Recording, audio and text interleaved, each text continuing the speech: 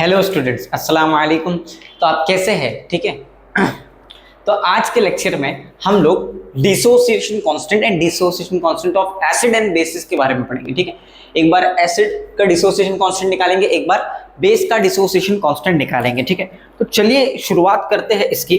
ठीक है, तो देखिए क्या है, जैसे एग्जांपल मैं आपको समझा रहा हूं कि मैंने कोई एक जनरल रिएक्शन ली है एसिड की। ठीक है, आपको पता है कि जो वीक एसिड होता है वो ही इक्विलिब्रियम शो करता है। अभी एक एसिड है HA, ये टूट के आपको H+ देगा और A- देगा, कोई अनदर अनायन देगा। अब आपका इसको रेट कांस्टेंट लिखना है। रेट कांस्टेंट मतलब क्या कि किस रेट से यहाँ पे ये अपने जो आपने जो भी कंपाउंड लिया है ये आयनिक फॉर्म में जा रहा है, ये हो गया आपका रेट कांस्टेंट। तो आपने Ka निकाला। अब आप सभी को पता है कि रेट का फॉर्मूला क्या है, it is nothing but concentration of product की कंसंट्रेशन लिखो, डिवाइड करो उसको रिएक्टेंट की कंसंट्रेशन से, यही तो रेट था। तो Ka मतलब क्या, एसिड डिसोसिएशन कांस्टेंट का रेट। ठीक है, कितने रेट से एसिड आपको H+ दे रहा है, मतलब आपका लिखोगे कंसंट्रेशन ऑफ H+ बराबर, फिर लिखोगे concentration of A- upon concentration of reactant क्या है Ha, ये बन गया आपका क्या, एसिड डिसोसिएशन कांस्टेंट। ठीक है, चलिए अब आगे बढ़ते हैं बेस के बारे में। तो बेस के लिए भी सेम एक जनरल एग्जांपल लेते हैं। जैसे आप सभी को पता है कि जो बेस होता है वो OH देता है। ठीक है, OH, तो ये कोई एक वीक बेस हमने ले लिया, जनरल रिएक्शन क्या लिख रहे हैं हम लोग, जनरल रिएक्शन। ठीक है, जनरल रिएक्शन। ठीक है, चलो है ना भाई, हाँ चलो ठीक है। तो जरा ध्यान से देखो यहाँ पे क्या हो रहा है। ठीक है, तो यहाँ पे आप सभी को पता है कि B टूटेगा, B+ मिलेगा और OH- मिलेगा। देखा, बेस मिला। अब यहाँ पे तुम्हें वही ये रेट का जो फॉर्मूला मैंने यहाँ पे लिखाया, यही फॉर्मूला आपको यूज करना है, लेकिन Kb के टर्म्स में, क्योंकि बेस डिसोसिएशन कांस्टेंट है, मतलब बेस कितने रेट से आपको OH- आयन आपको मिल रहे हैं। So basically Kb will be is equals to concentration of B+ concentration of OH- upon concentration of BOH। ये आपको क्या मिल गया, Kb मिल गया। बात समझ में आ गया आप सभी को? तो ये था एसिड और बेस डिसोसिएशन कांस्टेंट के बारे में, और आपको याद रखना है एसिड और बेस डिसोसिएशन कांस्टेंट कैसे लिखते हैं। ठीक है, तो इसको लिख लो, फिर हम लोग बढ़ते हैं नेक्स्ट पार्ट की तरफ। ओके स्टूडेंट्स, तो अभी हम लोग डिस्कस करने वाले हैं Oswald dilution law for weak acid. ठीक है, ये बोर्ड एग्जाम में 3 मार्क्स के लिए पूछा जा सकता है। ठीक है, कितने मार्क्स के लिए, 3 मार्क्स के लिए इंपॉर्टेंट है। ठीक है, इसको ध्यान से समझेंगे। ठीक है, फॉर वीक एसिड हमेशा याद रखो ऑस्वाल्ड लॉ ऑफ डाइल्यूशन जो है वो वीक एसिड और वीक बेसिस के लिए बनाया गया था। ठीक है, क्या कहता है इसको जरा ध्यान से देखेंगे। तो बेसिकली मैं एक एग्जांपल लेता हूँ, जनरल रिएक्शन एसिड की Ha, तो ये टूट के आपको H+ देगा, जाहिर सी बात है, और A- देगा। ठीक है, अब यहाँ पे क्या इसका Ka क्या होता है बोलो, Ka होता है कंसंट्रेशन ऑफ H+ और concentration of A- upon concentration of Ha। ठीक है, अब आपने देखा कि ये Ha जो है, ये रिएक्शन जब A-, ठीक है, जब ये रिएक्शन चालू नहीं थी, मतलब टाइम आपका जीरो था, तो यहाँ पे ये कितना था, अल्फा था, और ये दोनों 0 था। जब आपका टाइम T पहुंचा, मतलब आफ्टर सम टाइम, ठीक है, आफ्टर सम टाइम T, ये कुछ अल्फा बना, ये भी कुछ अल्फा बना। अब किस में से बना, ठीक है, अच्छा सॉरी, ये अल्फा नहीं था, ये 1 था। ठीक है, ये बना किस में से, अल्फा, ये 1 में से ही बना, मतलब ये बचा कितना, 1 - अल्फा। फिर से जब टाइम 0 था, आपका रिएक्टेंट पूरा कंज्यूम नहीं हुआ था, ठीक है, रिएक्शन चालू नहीं हुई थी, तो प्रोडक्ट नहीं बना, तो 0 लिख दिया। अब क्या किया मैंने टाइम T, मतलब मैंने रिएक्शन को चालू करवाया, तो ये दोनों कुछ अल्फा बना, कुछ अल्फा प्रोडक्ट बना, कुछ अल्फा प्रोडक्ट बना, तो ये इसी 1 में से बना, तो मैं लिख सकता हूँ बचा कितना है यहाँ पे, 1 - अल्फा। ठीक है, अब चलिए, अब याद रखिए कि आपको याद रखना है कि जो कॉन्सेंट्रेशन होता है ये 1 अपॉन वॉल्यूम के बराबर होता है, और कॉन्सेंट्रेशन याद रखो number of moles upon volume के बराबर होता है, ये फॉर्मूला है। अब याद रखो, अब ये तुम पूछोगे सर ये अल्फा है क्या, तो याद रखो सिंपल शब्दों में, alpha is nothing but amount, ये अमाउंट है। अल्फा क्या है, अमाउंट है, कितना अमाउंट बना है। अब अमाउंट को जब आप तुम किसी भी टर्म के अमाउंट को आप वॉल्यूम से डिवाइड करते हो, तो आपको मिल जाती है उसकी concentration. Amount by volume is nothing but concentration. यानी नंबर ऑफ मोल्स, मतलब कितना नंबर ऑफ मोल्स बना, वही अमाउंट ही हो गया ना। इसको वॉल्यूम से जब तुम डिवाइड करोगे तो आपको क्या मिल जाएगा, कंसंट्रेशन मिल जाएगा। बस समझ में आ गई। अब जरा आगे देखिए, ध्यान से देखिए। अब क्या है ये के हमारे पास है, क्या है, concentration of H plus into concentration of A minus upon concentration of HA minus, ठीक है, सॉरी HA, ठीक है। अब देखो H कितना है, HA अल्फा है, अल्फा अपॉन V, और A कितना है अल्फा अपॉन V, और HA कितना है alpha 1 minus alpha by V। तो क्या करो, H कितना है अल्फा बाय V, A कितना है अल्फा बाय V, और ये HA कितना है, देखो HA, ठीक है, यहाँ HA कितना हो गया 1 minus alpha, 1 minus alpha upon V, तो 1 माइनस अल्फा अपॉन V, ठीक है, ऐसा पूरा लिख लो। चलो अब देखो ध्यान से, क्रॉस मल्टीप्लाई करो, तो alpha into alpha alpha square, V into V V square upon 1 minus alpha upon V, ठीक है। अब V स्क्वायर से एक V कैंसिल हो गया, ठीक है, तो आपके पास क्या बचा, अल्फा स्क्वायर और यहाँ पे 1 माइनस अल्फा ये V, ठीक है, क्लियर हो गया। अब जरा ध्यान से देखो, ये आपको क्या मिला, KA क्या है alpha square 1 minus alpha V।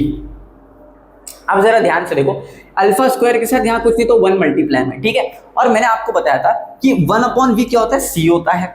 अच्छा, ये C होने से पहले मैं आपको बताऊं, ये जो 1 माइनस अल्फा है जो आपका डिनोमिनेटर है, ठीक है, ये नियरली इक्वल टू किसके बराबर है, 1, इसका नियरली कंसंट्रेशन 1 के बराबर है। मतलब मैं KA क्या लिखूंगा, KA is equal to alpha square, ठीक है, इंटू 1 अपॉन V, ठीक है। अब 1 अपॉन V की जगह मैं क्या लिखूंगा, देखो यहाँ पे C लिखूंगा, 1 अपॉन V की जगह क्या लिखूंगा, C लिखूंगा। So KA will be is equal to alpha square C।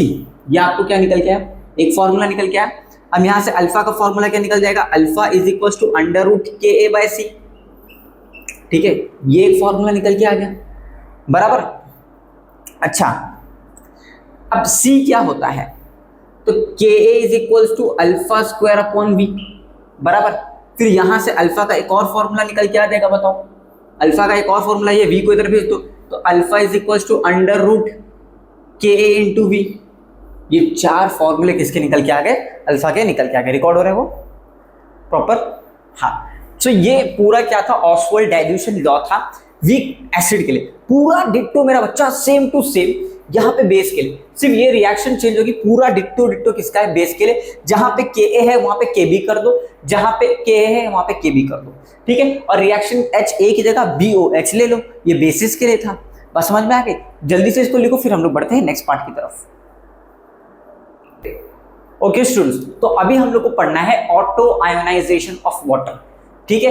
Word क्या बता रहा है, ऑटो आयोनाइजेशन ऑफ वाटर, मतलब वाटर अपने साथ ही क्या कर रहा है, रिएक्ट कर रहा है, water itself react with each other, ठीक है। मतलब वाटर की एक रिएक्शन देखो कैसा है कि यहाँ पे H2O जो है ये रिएक्ट कर रहा है H2O, ठीक है, दोनों भी लिक्विड स्टेट में, ठीक है। रिएक्शन भाई इक्विलिब्रियम में, क्या होगा, यहाँ से एक H प्लस दे तो क्या बन गया आपका H3O प्लस बन गया, और यहाँ से क्या बन गया आपका HOH माइनस, ठीक है, OH माइनस N, ठीक है। अब यहाँ पे क्या हो रहा है, आपको इसका K लिखने बोला है, मतलब रेट, और रेट किसके बराबर हो जाएगा, कंसंट्रेशन ऑफ प्रोडक्ट के H3O प्लस, ठीक है, और यहाँ पे concentration of OH minus N upon, अब ये 2 बार H2 है तो मैं इसको क्या लिख दूं, H2O, और यहाँ पे कुछ नहीं तो पावर क्या है 1 1, तो क्या हो जाएगी 2 स्क्वायर में, ठीक है, ये रेट लिखा। अब यहाँ पे याद रखो, सिंस H2O का जो कंसंट्रेशन होता है वो नियरली इक्वल टू कांस्टेंट के बराबर होता है, किसके बराबर होता है, कांस्टेंट के बराबर। उस कांस्टेंट को हमने क्या ले लिया, K डैश ले लिया, क्या ले लिया बोलो भाई, K डैश ले लिया, ठीक है।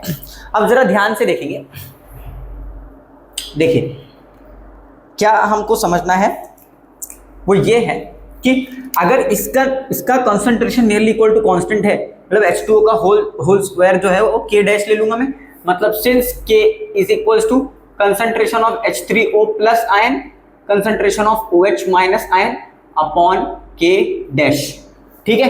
अभी K डैश को इधर लेके जाओ, तो K into K dash is equals to concentration of H3O plus ion, okay, is into concentration of OH minus ion. अब देखो, जब भी कोई दो कांस्टेंट मल्टीप्लाई होते हैं ना तो आपको एक नया कांस्टेंट मिलता है, और वो कांस्टेंट होता है आपका KW, ठीक है, कोई भी नया कांस्टेंट। तो मैंने यहाँ पे नया कांस्टेंट के ले लिया KW, मैं बताऊंगा KW क्या। अब बच्चा कुछ क्या है, H3O प्लस है, कंसंट्रेशन ऑफ OH माइनस है, इस KW को हम कहते हैं, since KW is known as ionic product of water. Ionic product of water. Ionic product of water. ठीक है, आयनिक प्रोडक्ट ऑफ वाटर। यहां तक बात समझ में आ गई। आयनिक प्रोडक्ट ऑफ वाटर क्या होता है ये चीज समझ में आ गई। अब जरा ध्यान से देखिए इसकी डेफिनेशन क्या बनेगी। आयनिक प्रोडक्ट ऑफ वाटर की डेफिनेशन क्या बनती है? It is nothing but what, the ionic product of water, the ionic product of water is defined as it is the product of ठीक है, concentration of hydronium ion and hydroxyl ion। किसका कंसंट्रेशन? Ionic product of water is known as, it is the product of, यहाँ कुछ नहीं तो क्या multiplication है ना, product of concentration of hydronium and concentration of hydroxyl ion is called ionic product of water. Ionic product of water. ठीक है, clear हो गया? ओके स्टूडेंट्स, तो अब हम लोग पढ़ने वाले हैं पीएच और पीओएच के बारे में। देखिए दुनिया में जो सब्सटेंस होते हैं ना, सब्सटेंस की 3 कैटेगरी होती है। ठीक है, मतलब या तो वो सब्सटेंस एसिडिक हो सकता है, ठीक है, या तो वो सब्सटेंस बेसिक हो सकता है, या तो वो सब्सटेंस न्यूट्रल हो सकता है। ठीक है, एसिडिक, बेसिक और या तो न्यूट्रल। अब जरा ध्यान से देखेंगे आप सभी लोग, तो जो एसिडिक होता है उसके बारे में हम लोग पीएच केस में डिस्कस करते हैं। ठीक है, पावर ऑफ हाइड्रोजन आयन के बारे में, पीएच मतलब पावर ऑफ हाइड्रोजन आयन या पोटेंशियल ऑफ हाइड्रोजन आयन। ठीक है, फिर कहीं ना कहीं बेसिस के बारे में हम लोग पीएच के बारे में डिस्कस करते हैं, मतलब पावर ऑफ हाइड्रोक्सिल आयन कितना है सोल्यूशन में, मतलब कंसंट्रेशन हम लोग बताते हैं कि किसी भी सोल्यूशन में कितना कंसंट्रेशन ऑफ हाइड्रोक्सिल आयन है या कितना कंसंट्रेशन ऑफ H+ आयन है। ठीक है, ये सारी चीजें हम लोग पीएच के फॉर्मूले से निकालते हैं। तो देखिए पीएच का जो फॉर्मूला है मैंने यहाँ पे सिंपल शब्दों में लिखाया है, pH is nothing but it is negative log to the base 10 to the concentration of H+ ion. ठीक है, तो देखिए क्या है, it is defined as negative logarithm to the base of 10 to the base 10 या to the base 10 concentration of H+ ion. ठीक है, दूसरा है पीओएच। पीओएच कितना है? पीओएच का मतलब होता है minus log to the base 10 concentration of OH- ion. उसका मतलब ये होता है it is defined as negative logarithm to the base 10 of concentration of OH- ion. ये किसकी बात हो गई? पीओएच की बात हो गई। बात समझ में आ गई? क्लियर हो गया आप सभी को? ठीक है, चलिए तो अब जरा ध्यान से देखिए, अब जो इसके बाद हम चीज करने वाले हैं वो इस वीडियो की लास्ट की पार्ट होगी, जिसमें हम लोग पढ़ने वाले हैं relationship between pH and pOH. इनके बीच में क्या रिलेशन है, इस चीज को हम लोग पढ़ने वाले हैं। तो जल्दी से इसको लिख लो, फिर हम लोग बढ़ते हैं नेक्स्ट पार्ट की तरफ।